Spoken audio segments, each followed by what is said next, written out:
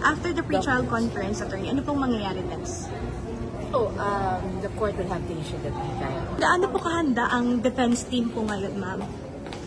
Very, very. Yun! Like, gaano po?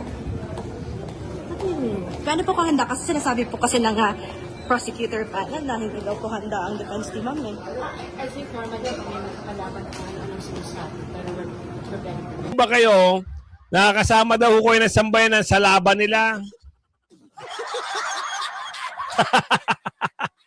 Ako hindi ako sasama, ha? Ano nyo ako dyan? Alisin nyo ako dyan sa sambayan ng sinasabi nyo. Kayo lang. Parang nagkalamunan ng buhay daw po na parang ganun yung nangyari. Can you clarify po that, Chair? That is not true. I charge it to fake news. Mga mandaramdong na mga leader, no? Kaya magaling si Senador Marcoleta, sinisiwalat lahat, eh. Banggit mo kanina na yun daw pamumuno ni SP Alan na 28 days ay gumasta ng 700 million. Oho, 720 million daw in 28 days. Hindi, 700 million in 28 days. Opo. Parang panahon pa ng parang anarchy. Gano'n, ano? Oho. At ang nangyari lang ay nagkaroon para ng isang paghihiring na hindi naman talaga inauthorize. Oho. Ganun pa yung kanyang ganun yung kanyang patutsada. Oho. The Senate. It did not say 2/3 of the 24 members of the Senate, no? As again, 2/3 would be required to convict. So in this particular case, 2/3, the basis would be 24, not the existing 23. It should be. Sa ating mga kasama na andito na naman tayo si Kuya Goods, nagbabalik. At syempre kung hindi ka pa nakasubscribe, subscribe na lang po at hit mo na rin yung bell para laging updated sa ating mga video. Ayun na ho! Ay! Hindi tayo papayag lamunin. Ha? Yan ang tema ngayon, ha? Pero bago natin pasadahan lahat ng video na umarangkada ngayong hapon, naku, may bana to si Aling Maring. Yung taga Batangas, bumabanat. Hindi raw siya papayag nalamunin ng sambayanan. Sino bang sambayanan ang tinutukoy mo? Meron ba kayong sambayanan? Meron ba kayo? Sino ba kumakampi sa inyong sambayanan? Magtigil-tigil nga kayo.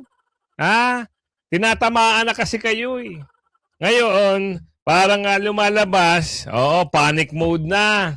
Dahil hindi kayang kunin ang 16 na boto para makonvict si BP Sara.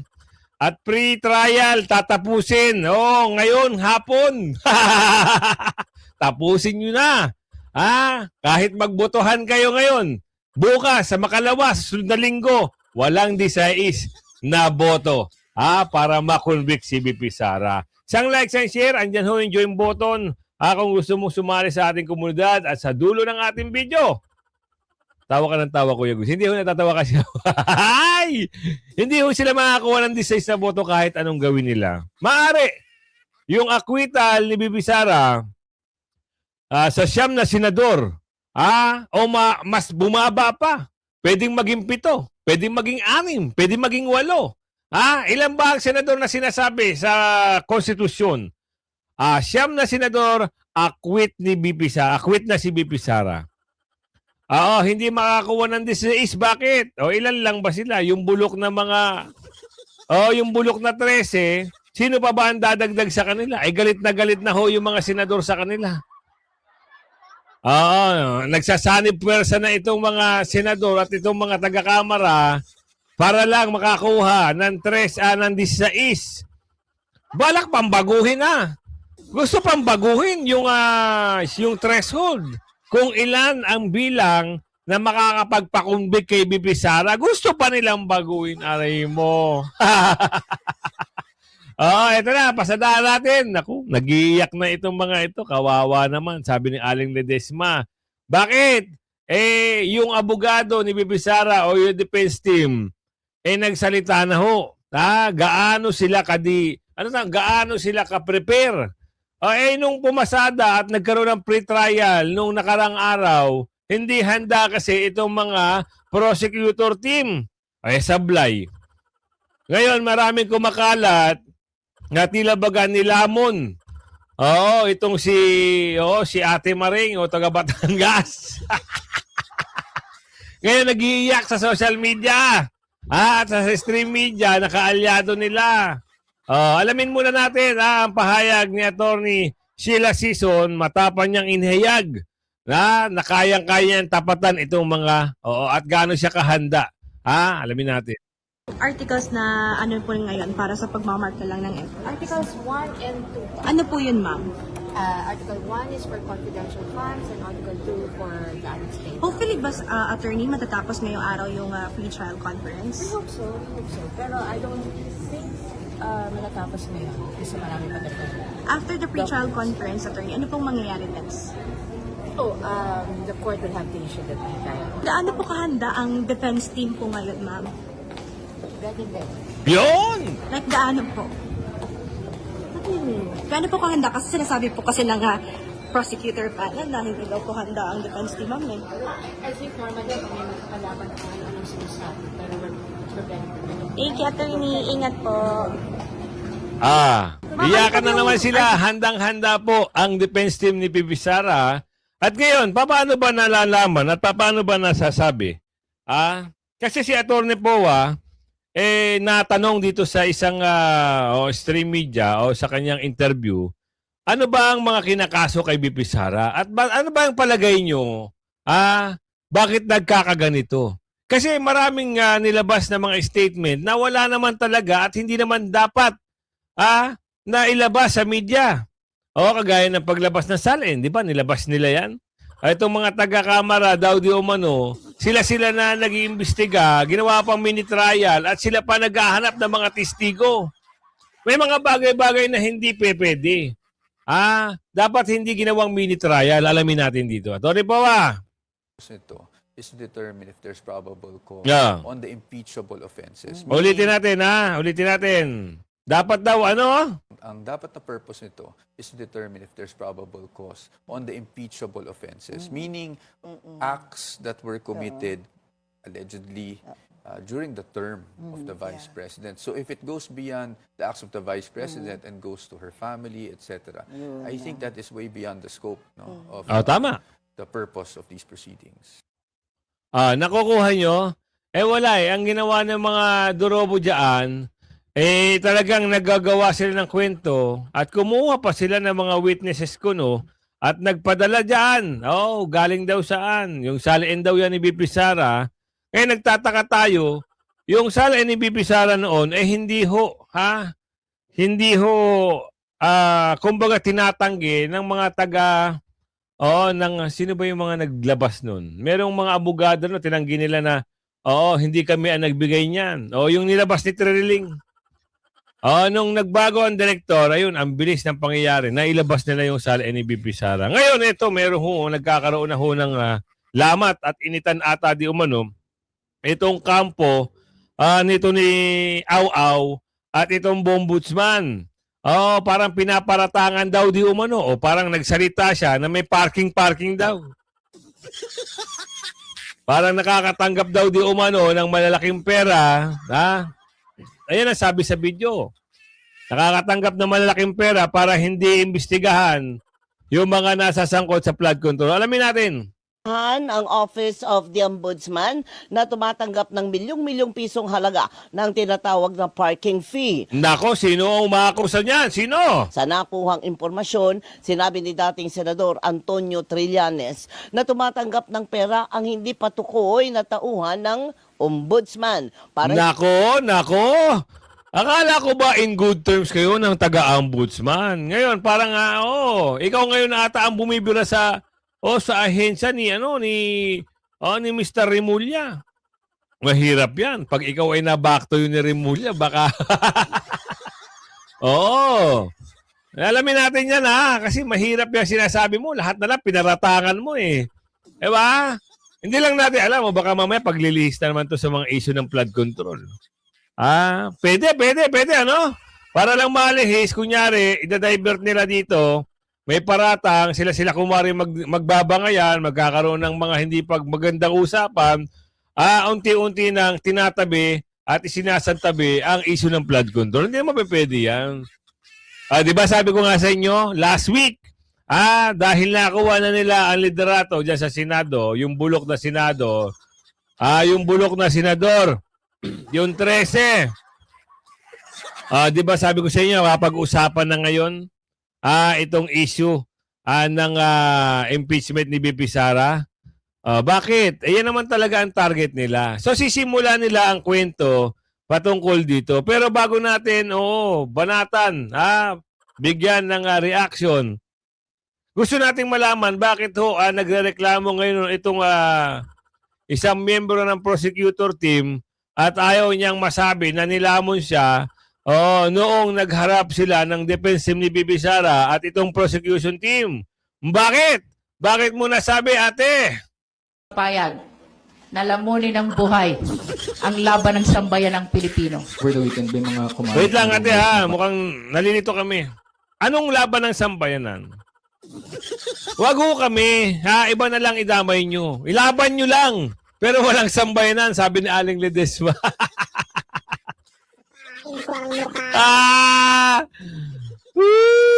Eto na, nag-uumpisa na ho sila mag-iiyak ngayon. Sumisimpatya pa sila, laban daw ng sambayanan. Te naman, walang ganun. Laban nyo lang yan. Diba? Ngayon, ito, matatameme siguro ang kamera dito pag lumabas na ang desisyon. Kailangan din magdesisyon ng korte rito eh. Diba? Yung pre-trial, pag halimbawa, kasi ngayon, ano ba sila? Parang pag-uusapan nila yung mga dapat gagawin para mapadali ang pre-trial o trial. Ngayon parang gusto lang madaliin, ano?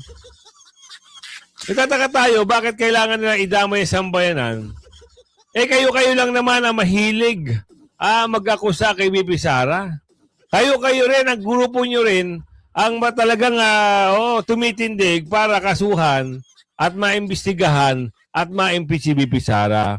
Please lang naman po, nagtatanong lang ho kami, bakit sinasama nyo ang sambayanan? Sambayanan, kayo ho, na nanonood sa atin. Papayag ba kayo? Sinasama kayo ni ating, ni ate, ang pangalan na ito? Hindi ko na makakilala to eh. Taga Batangas na ito. Papayag ho ba kayo? Nakakasama daw ho kayo ng sambayanan sa laban nila? Ako hindi ako sasama ano nyo ako dyan? Alisin nyo ako dyan sa sambayan ng sinasabi nyo. Kayo lang. Parang nagkalamunan ng buhay daw po na parang ganun yung nangyari. Can you clarify po that, Chair? That is not true. I charge it to fake news. Fake news daw ho yung nababalita. Ito naman kasi mga fake news na mga pages peddler. Bakit nyo naman sinasabing nilamon ng buhay? Aray ko. Arrest warrant laban kay Senador Marcoleta. Naku, eto na. Kayo ho parang pakiwari namin, parang umiiwas kayo pagdating dito sa warrant of arrest ni Senador Marcoleta. Kasi naman, pag kayo gumagawa ng imbentong kwento, panindigan nyo. Dahil ang imbentong kwento nyo ay hindi ho makakalusot dyan sa matapang, makisig at palaban na senador. Papayag siya, arestuhin nyo, hindi siya papalag. Pero ang tanong doon, papayag ba ang mga naniniwala kay Senador Marcoleta na kukunin nyo, aarestuhin nyo? Ganun ba kadali yun? Yung imbentong usapan, yung mga kwento na hindi ho pumatok sa takila nyo, wag nyong ipapasa para sabihin kayo ang bida. Ganito ho yan. Ang kwento dyan, naakusahan siya ng COMELEC noon at tila baga nilinaw na rin ng COMELEC na hindi nasasakop sa taon-buwan na pagbigay ng tawag doon yung pag-donate pag-donate ba ng campaign para sa campaign na election ni Senador Marcoleta noon. Nabanggit ho ng COMELEC na tapos na ho yung usapan dyan. Gumawa na naman sila ng kwento agad-agad na kakasuhan ng plunder. Ano ba dinarambong Senador Marcoleta, para magkaliwanagan lang ho Ano ba yung plunder? Saan ho ba nagmumula ang salitang plunder? Ang salitang plunder ay ang pagkakaalam ni Aling Ledesma. Yan ho ay sa Kabanang Bayan eh. Dinadarumbong kung iyan ay galing sa Kabanang Bayan. Ano ho yung kinuha ni Senador Marcoleta sa inyo? Pakilinaw ho. At bakit nyo kakasuhan ng plunder? So ngayon, pumalag. We are one. Kaisa tayo dyan. Yan nga sabi lagi ng mga tao. At sa mga post, kaisa nyo kami dyan. We are one. O ngayon, ano? Kaya nyo ba yung milyong-milyong lalabas? Kung sakasakali, marami ho nagko-comment sa akin. Hudyat na lang ang iniintay.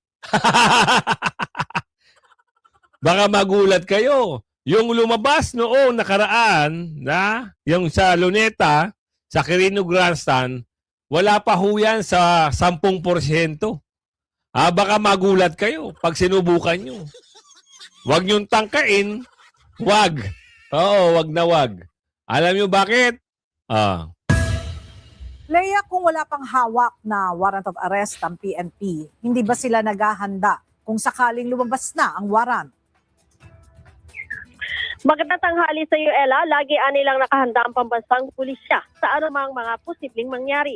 Pero wala pa rin ibinibigay ng kumpirmasyon ng Philippine National Police kung may warrant of arrest sa Senator Rodante Marcoleta. Ayon kay PNP Public Information Office Chief Police Colonel Allen Reyco, iginagalang nila ang jurisdiksyon ng mga korte sa usapin ng pag-i-issue ng warrant. Kaya hindi maaaring pangunahan ito sa paglalabas ng impormasyon. Aniya susundin nila ang legal na proseso at hindi magsasagawa ng anumang aksyon nang walang direktang kautusan mula sa korte. Pakinggan natin si Colonel Co. As of now, the Philippine National Police has not received any official communication regarding said warrant. But just like any other warrants once we receive a warrant, just like any other warrants from a competent authority, we will execute and we will implement. Ang warrant of arrest laban sa senador ay may kaugnayan sa mga reklamong plunder at indirect bribery na nag-ugat sa umunay hindi pagsisiwalat ng 75 million pesos na donasyon sa kampanya noong nakaraang halalan. Ella. Yun lang ang reklamo nyo? Inakusahan nyo na dumarumbong at nandarambong? Hindi nagsiwalat ng kanyang salin? Bakit yung bombudsman ngayon? Kalahating bilyon na nababalita. May action ba kayo?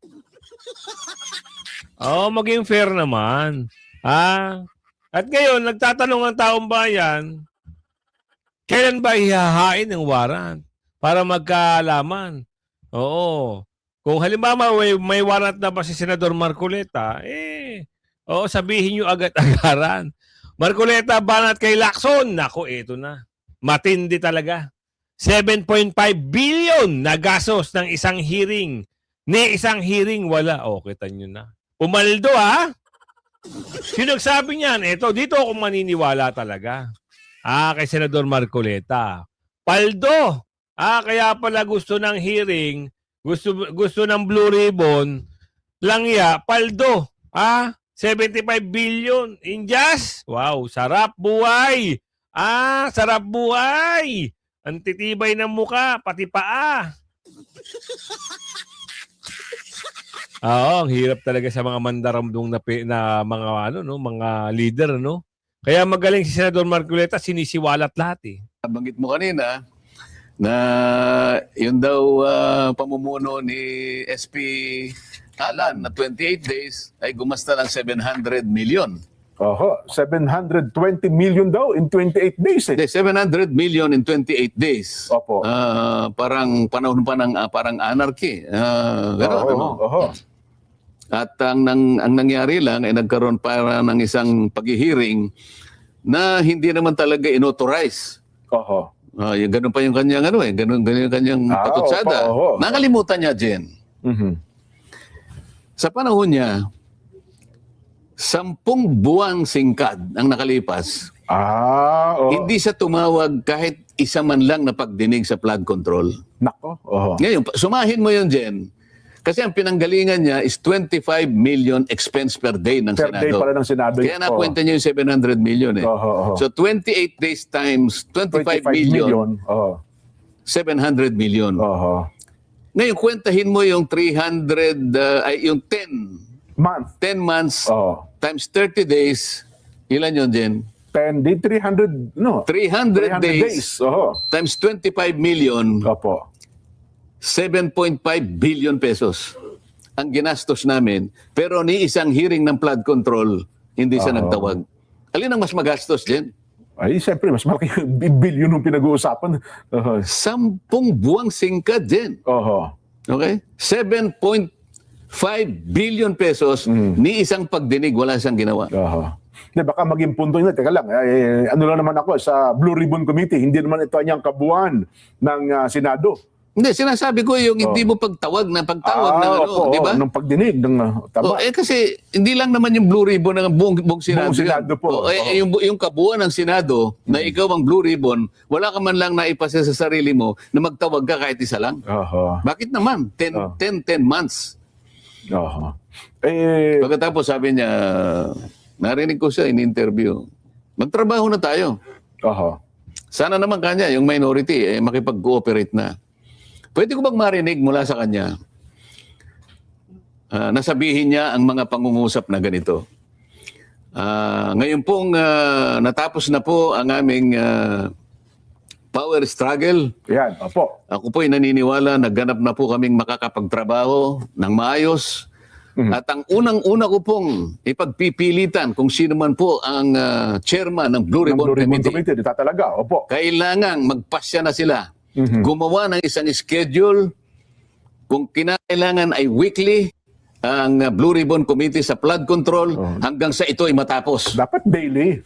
Pwede ba? Hindi, kahit na weekly lang, okay na ako ba? Okay na kayo? Pero kasi marami namang ibang mga issue kasi na kinakaharap din ng Blue Ribbon, hindi lang naman flood control. Ngayon, kung ang subcommittee binigay kay ganito, yun, pwede siyang mag-araw-araw kung gusto niya. Ngayon, para lang malaman natin na talagang seryoso sila na magtrabaho na tayo. Kasi dapat yun ang priority.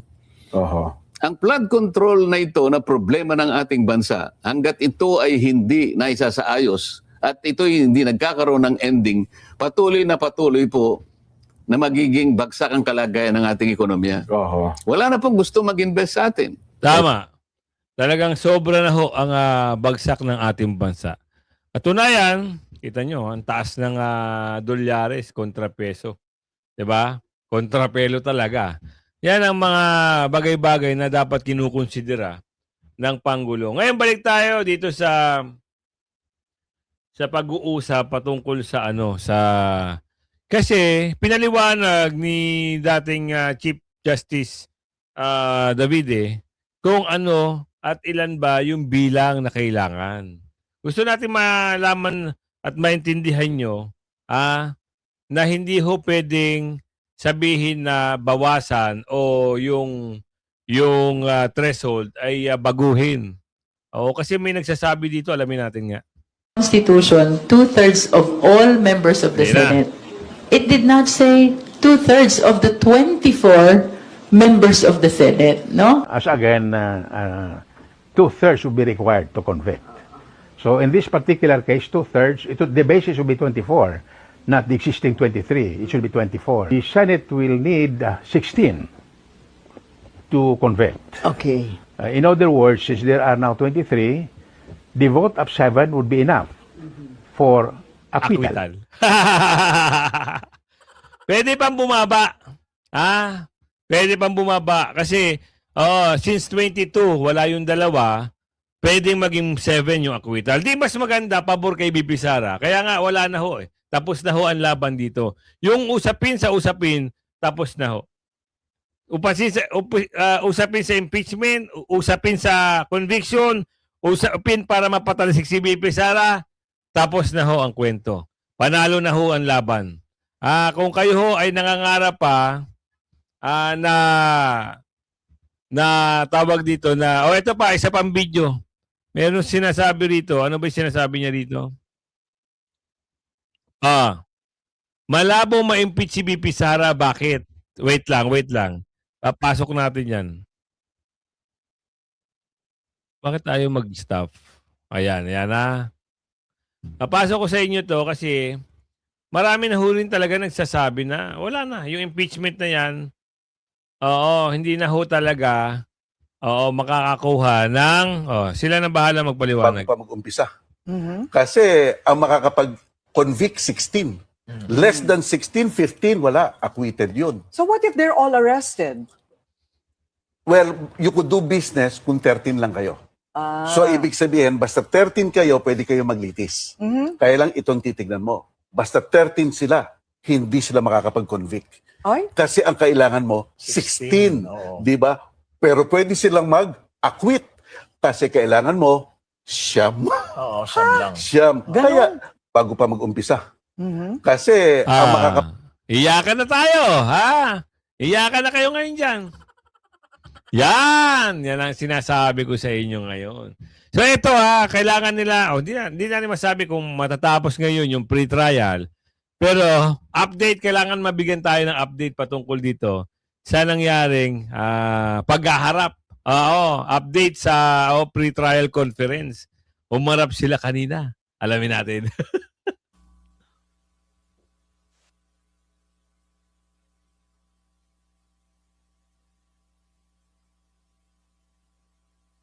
Mike. Sound. Hello.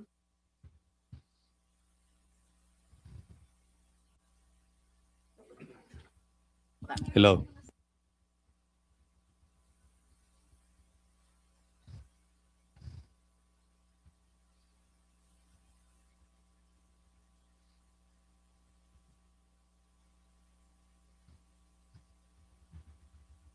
Ang tagal. Diyan na. Trial conference. Ayan na. And that is why we would want really to finish this marking today, no?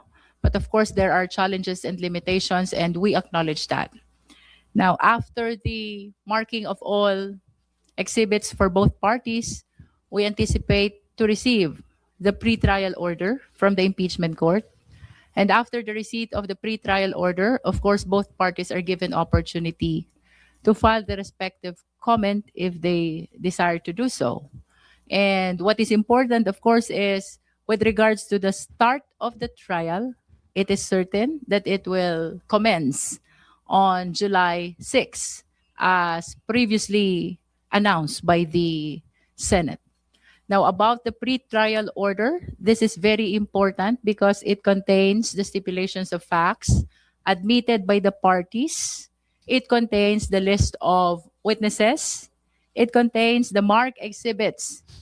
It has to contain as well even the trial dates. And I understand we filed our manifestation as well with respect to the order of presentation of the 4 articles, which we anticipate will be included as well in the pre-trial order.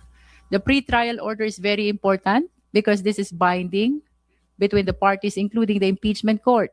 Whatever is contained thereat must be followed by all parties as we proceed to trial of the articles of impeachment.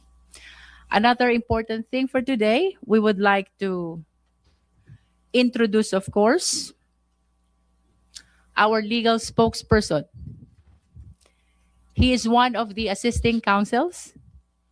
And, of course, isa ring abogado de Campanilla. To my right, of course, is Attorney Benjamin S. Tolosa Jr. As legal spokesperson, he will be speaking in behalf of the prosecution team, particularly with respect to the developments that are happening in the proceedings of the impeachment trial. As a matter of fact, he can start today with respect to the updates that are happening in the pre-trial conference, and he will continue to speak for us when we start the trial on July 6, 2026. Dito sa tagbong ito, parang kinakabahan na lahat ng mga, alam nyo dito, kabado na sila dito eh. Kasi parang hirap silang, alam nyo dito, kahit maglatag sila ng madlatag, ilatag na nila lahat. Lahat-lahat na ng best nila, lahat ng abogado na magagaling na sinasabi nila, itapat na nila dito sa defense team ni BP Sara. For sure, ang lalabas pa rin itong butuhan. Di ba? Kung sila ay magkakaroon ng trial na sa July 6, okay, may trial. Sige, magbilangan tayo. Yun ang kailangan. Kasi hindi naman pwede na sasabihin nila, "Oy, masiba ka, BP Sara, at matanggal ka." Hindi ba pwedeng ganun? Bilangan tayo. Alam nyo, may balik lang natin ang kwento. Meron tayo ditong nakuhang video. Noon pa lang isang miyembro ng Tuadcom. Namiligro pala siya. Bakit Kuya Goods? Sabi na nga sa inyo, di ba? Apektado. Lalong-lalo na yung mga re-electionist, yung mga nagpa-impeach kay BP Sara, yung mga congressman na pumirma. May aamin na ho dito na sila ho ay apektado sa kanilang pinagagawa sa pagpirma sa impeachment ni BP Sara. Bukod doon, namiligro ang kanilang karera sa politika. Part of the Quadcom, were you targeted when you... Ayan parte siya ng Quadcom at tinarget niya si BP Sara isa siya sa pumirma sa impeachment complaint. Ngayon, umamin na ho na talagang, ewan ko lang doon sa mga nagsipirma, bahala kayo basta ito, meron na ho. Umaamin na talagang namiligro ang kanyang boto. run again for your second term? Nahirapan ka? Grabe yung Paano ang pressure or yung hirap na naranasan mo sa kampanya?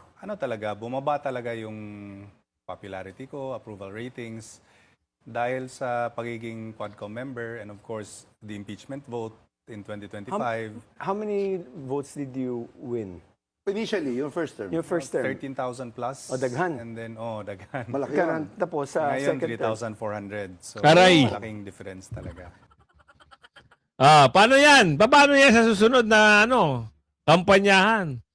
Hindi naman pwede na magsasorry ka, nakapirma ka na dun. Kaya kung umabot kayo sa video natin ito, isang patunay lang ho talaga na pag kinalaban mo ang mga Duterte, alam mo nyo naman, ang mga Duterte, mahal na mahal ng taong bayan. Yan, diba? Given ho yan. Hindi natin pagkakaila yan. Kaya doon sa pumirma sa impeachment at nagpapa-impeach kay BP Sara, bye-bye! Wala na kayong karera sa politika. At ako ho ay lalambing naman.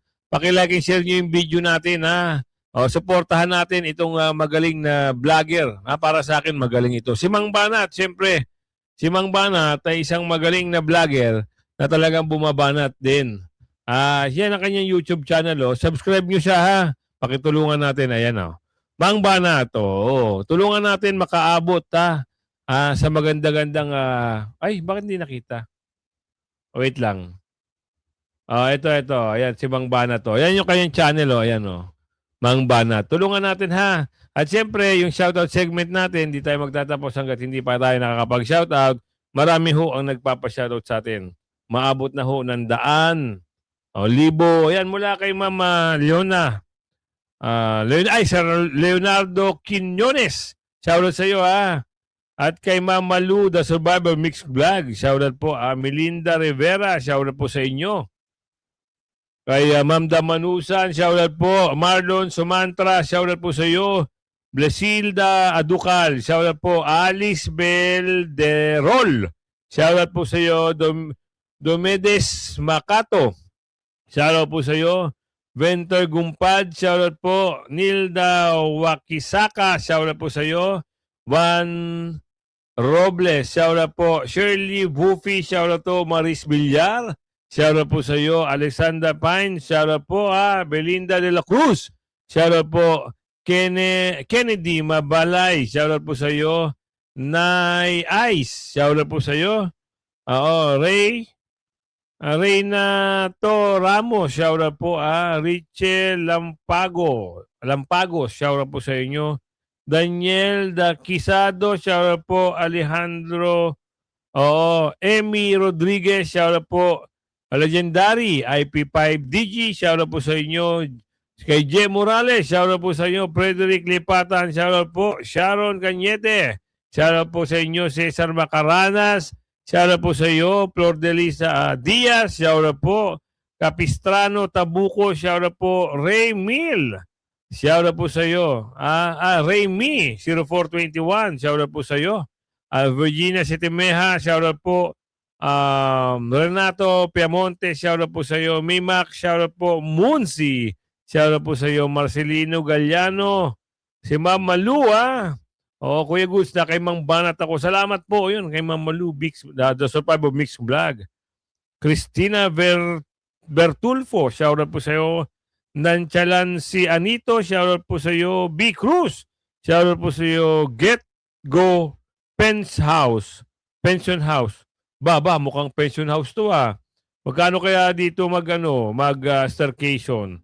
Oo. Alfredo Peña Mogan, shout out po sa inyo. Lia After the 8. Riahana, shout out po sa inyo. Reynato Ramos, shout out po. Chris Mori, shout out po. Hermando Castro, shout out po sa inyo. Bonching ko, shout out po sa inyo. Henny Laglario, shout out po sa iyo. Noemi Chambers, shout out po sa inyo. Ricky Magpantay, Rolando Calulay Jr., Gilbert Luis, shout out po sa inyo. Yan, kung babot ka sa ating video na yan, ako ho ay maglalambing. Pakilagay share nyo ang video natin. Hanggang sa muli, bye-bye!